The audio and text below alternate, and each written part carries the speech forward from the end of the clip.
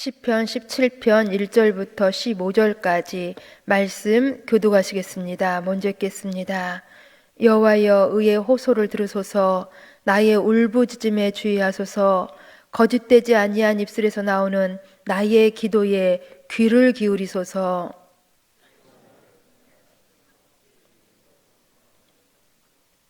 주께서 내 마음을 시험하시고 밤에 내게 오시어서 나를 감찰하셨으나 흠을 찾지 못하셨사오니 내가 결심하고 입으로 범죄하지 아니하리이다.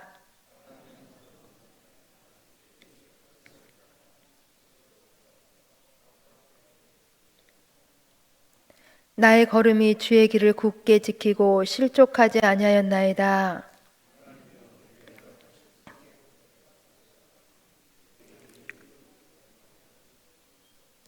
주께 피하는 자들을 그 일어나 치는 자들에게서 오른손으로 구원하시는 주여, 주의 기이한 사랑을 나타내소서.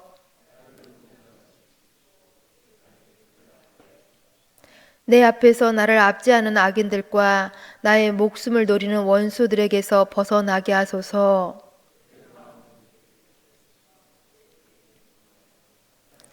이제 우리가 걸어가는 것을 그들이 에워싸서 노려보고 땅에 넘어뜨리려 하는 아이다.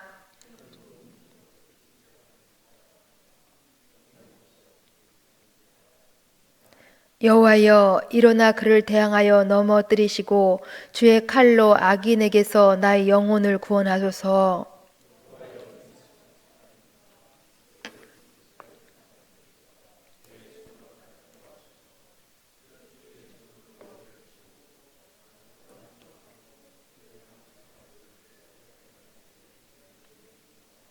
함께 보십니다.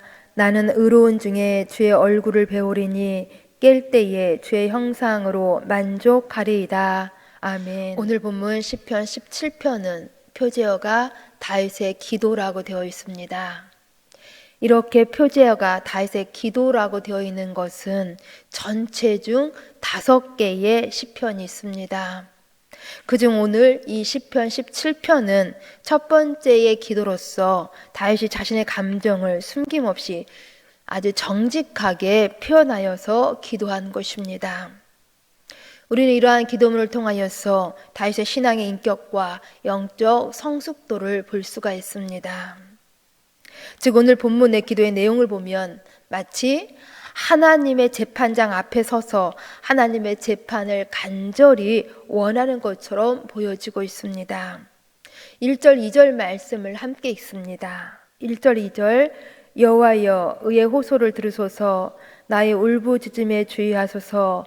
거짓되지 아니한 입술에서 나오는 나의 기도에 귀를 기울이소서. 주께서 나를 판단하시며 주의 눈으로 공평함을 살피소서. 아멘. 여호와여, 의의 호소를 들으소서.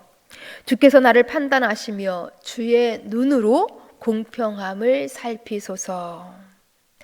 다윗은 하나님께서 자신의 의로운 목소리를 들으시고 재판장이 되어주실 것을 간절하게 기도하고 있습니다.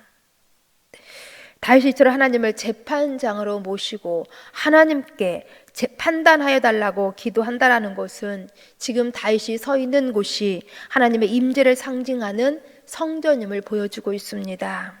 물론 당시에 건물로서의 성전은 건축되기 이전이었지만은 다윗은 하나님의 성전에 거하는 사람이었습니다. 하나님 앞에, 하나님의 임재 앞에 서 있는 사람이었다라는 것입니다.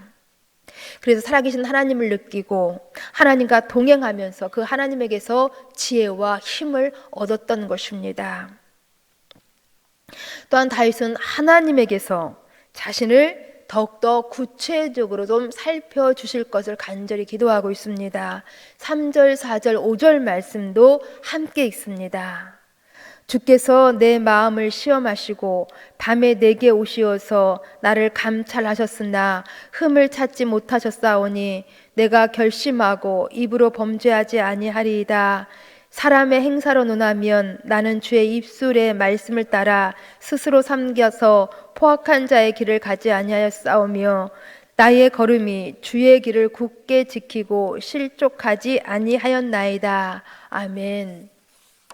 다윗은 이처럼 하나님께서 자신의 마음을 시험하시고 감찰하시어서 자신에게 흠이 있는지, 또한 입술로 범죄함이 있는지, 자신의 길에 포악함이 있는지, 또한 하나님의 길이 아닌 곳에 자신이 서 있는지를 살펴주시기를 간절히 기도하고 있다는 것입니다.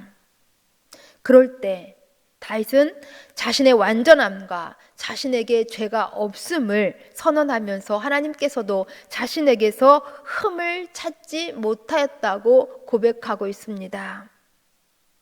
어떻게 다윗은 이렇게 자신만만하게 자신의 무죄를 고백할 수 있었을까요? 우리는 예수님을 믿는 믿음으로 우리의 죄가 용서함을 받았음을 고백하는 성도들인 것입니다. 그런데도 우리는 때로 다윗처럼 이렇게 기도할 수 없을 때가 많습니다. 왜냐하면 우리는 여전히 우리의 죄가 우리의 힘으로 해결해야 된다고 여겨지기 때문인 것입니다. 죄가 용서받았다고 하나님께서 선언하심에도 불구하고 우리는 그 사실을 인정하지 못할 때가 많다라는 것입니다.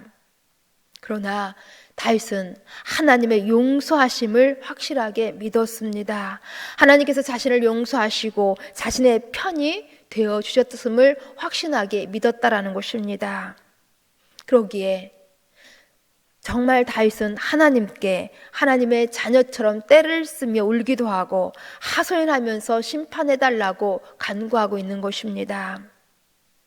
그리고 이제 다윗은 이렇게까지도 하나님께서 해주실 것을 간절하게 기도하고 있는 것을 볼 수가 있습니다. 우리 그 뒤에 7절, 8절, 9절 말씀도 같이 있습니다. 7절, 8절, 9절 주께 피하는 자들을 그 일어나 치는 자들에게서 오른손으로 구원하시는 주여, 주의 기이한 사랑을 나타내소서. 나를 눈동자같이 지키시고 주의 날개 그늘 아래에 감추사 내 앞에서 나를 압제하는 악인들과 나의 목숨을 노리는 원수들에게서 벗어나게 하소서. 아멘. 주께 피하는 자들을 구원하시는 주여, 주의 기이한 사랑을 나타내소서. 아멘. 다윗은 하나님께 늘 피하는 사람이었습니다. 이렇게 하나님께 피하면 하나님께서 구원하시고 하나님께서 기이한 사랑을 나타내실 것을 확신한 것입니다. 그런데 여기 다윗은 하나님의 사랑을 그냥 사랑이라고 하지 않고 기이한 사랑이라고 표현하고 있습니다. 하나님의 사랑은 기이한 사랑이다. 여기 기이한 사랑이라는 것은 말도 안 되는 기적 같은 사랑이라는 것입니다. 기적 같은 사랑, 일어날 수 없는 사랑이 바로 기이한 사랑인 것입니다. 보세요. 출급한 이스라엘 백성들, 뒤에서는 애굽 군대가 쫓아오고 있습니다. 앞에서는 홍해가 앞에 가로놓여 있습니다. 어찌해야 할지. 이때 홍해가 갈라졌습니다. 이것은 정말 상식적으로는 설명할 수 없는 기이한 하나님의 능력이었습니다.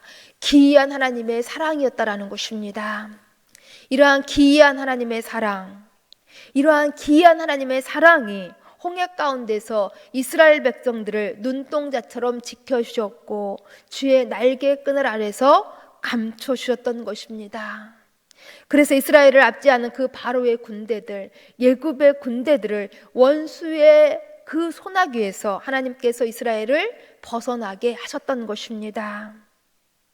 다윗은 지금 이런 하나님께 피하며 또 이런 하나님의 기이한 사랑을 확신하면서 구하고 있는 것입니다. 요한복음 9장 39절 말씀을 보시면 우리 예수님께서 나면서부터 눈먼 사람을 고치시면서 이런 말씀을 하셨습니다. 요한복음 9장 39절 말씀을 읽어드립니다. 예수께서 이르시되 내가 심판하러 이 세상에 왔으니 보지 못하는 자들은 보게 하고 보는 자들은 맹인이 되게 하려 함이라 하시니. 아멘. 여기 보시면 우리 예수님께서 심판하러 오셨다고 말씀하고 있습니다. 심판은 사실 진짜를 드러내는 주는 것이지요. 옳은 것이 무엇인지를 드러내 주는 것이 바로 심판인 것입니다. 곧 우리 예수님께서는 진짜 보는 것이 무엇인지를 알려주겠다고 말씀하고 계시는 것입니다. 우리가 다 본다고, 다 안다고 하지만은 정말로 우리가 무엇을 알아야 하는지, 정말로 우리가 무엇을 보아야 하는지를 알게 하시겠다라는 것입니다. 그리고 우리 주님께서는 이 말씀 바로 뒤에 요한복음 10장에서 양을 비유로 말씀하시면서 자신을 선한 목자라고 말씀하십니다. 우리 예수님께서 목자라는 것입니다. 그런데 사실 이 목자라는 직업은 이스라엘에서 사람들이 기피하고 사람들이 배척하는 직업으로서 사람들이 절대로 갖기 싫어하는 5개의 직업 중에서도 3번째로 싫어하는 직업이 바로 이 목자라고 합니다. 왜냐하면 목자들은 항상 노숙을 하면서 양을 지켜야 하기 때문입니다. 길바닥이나 동굴에서 돌을 베개 삼아서 불편하게 잠을 자야 했습니다. 사람 없는 거칠은 광야에서 더러운 옷을 입고 살아야 했습니다. 혹 물이 있다고 한다면 먼저 양들에게 양보하고 자기는 씻지도 못하고 지내야 했습니다. 특히나 양들은 우리 생각하는 것보다도 훨씬 더 더럽습니다. 이러한 더러운 양들과 늘 함께 지내면서 그러한 더러운 양들을 돌봐야 했다라는 것입니다. 그런데 우리 예수님께서는 자신을 이런 양들의 선한 목자라고 말씀하시는 것입니다. 왜 예수님께서 이러한 더러운 양들의 목자가 되신 것입니다. 바로 우리 예수님께서는 우리와 같이 우둔하고 제멋대로이고 고집스러운 양들의 목자가 되어주신 것입니다. 우리 예수님께서는 정말 더럽고 연약함이 많은 우리와 같은 양을 위하여서 가장 낮은 곳 말구 위에 오신 것입니다. 그리고 우리를 대신하여서 생명을 버리시려고 십자가를 향하여서 걸어가셨습니다. 이것이 바로 우리를 향한 하나님의 사랑이셨던 것입니다. 이것이 바로 우리를 향한 하나님의 기이한 사랑이셨습니다. 다윗은 이러한 하나님의 사랑을 잘 아는 사람이었습니다. 이러한 하나님의 기이한 사랑을 잘 알고 확신했던 사람이었다라는 것입니다. 그래서 비록 자신 앞에 그 다음 10절, 11절, 12절과 같은 그러한 원수들이 가득하고 악인들이 넘쳐나고 정말 젊은 사자가 자신을 찢으려 할지라도 그러나 두려워하지 않고 절망하지 않고 하나님 앞에 나와서 13절, 14절에서처럼 소망을 품고 크게 소리내어서 이렇게 외치는 것입니다. 여호와여 일어나소서, 여호와여 나를 구원하소서, 여호와여 주의 손으로 나를 구하소서라고 외쳤다라는 것입니다. 그리고는 마무리는 이러한 고백으로, 이러한 찬양으로 오늘의 기도를 마무리를 하고 있습니다. 우리 함께 15절 말씀 같이 읽습니다. 15절 말씀, 나는 의로운 중에 주의 얼굴을 배우리니 깰 때에 주의 형상으로 만족하리이다. 아멘. 깰 때에 주의 형상으로 만족하리이다. 여기 주의 형상으로 만족하겠다라는 것은 주님 한 분만으로 만족하겠다라는 것입니다. 만족할 수 없는 형편이지만은 주님 한 분으로 괜찮다라는 것입니다. 당장 지금 고난이 있어도, 당장 지금 문제가 해결되지 않았어도, 그러나 하나님이 함께 하시니, 하나님이 계시니 만족하다라는 것입니다. 하나님이 계시니 괜찮다라는 것입니다. 세상에서 어떠한 안전함, 세상에서 어떠한 풍요로움보다도 여호와의 형상, 여호와의 임재, 여호와로만 행복, 기쁨 삼겠다라는 것입니다. 그래서 이렇게 하나님으로 만족하겠다고 하나님을 찬양하고 있는 것입니다. 그렇습니다. 상황은 여전히 그대로입니다. 문제가, 고난이 아직도 여전히 그대로 있습니다. 그러나 오늘의 기도는 하나님을 찬양하며 끝을 맺고 있다라는 것입니다. 어떻게 이럴 수 있었는지, 어떻게 아직 문제 중에 있는데, 아직 고난 중에 있는데 이렇게 찬양의 고백을 할 수 있었는지, 그것은 하나님 한 분만으로 만족했기 때문이라는 것입니다.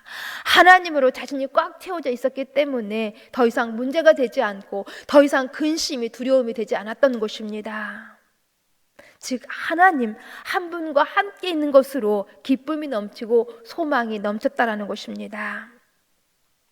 우리도 이렇게 주님의 형상으로 날마다 만족이 있는 삶, 늘 기쁨과 찬양이 넘치는 삶 되실 수 있기를 간절히 소망합니다.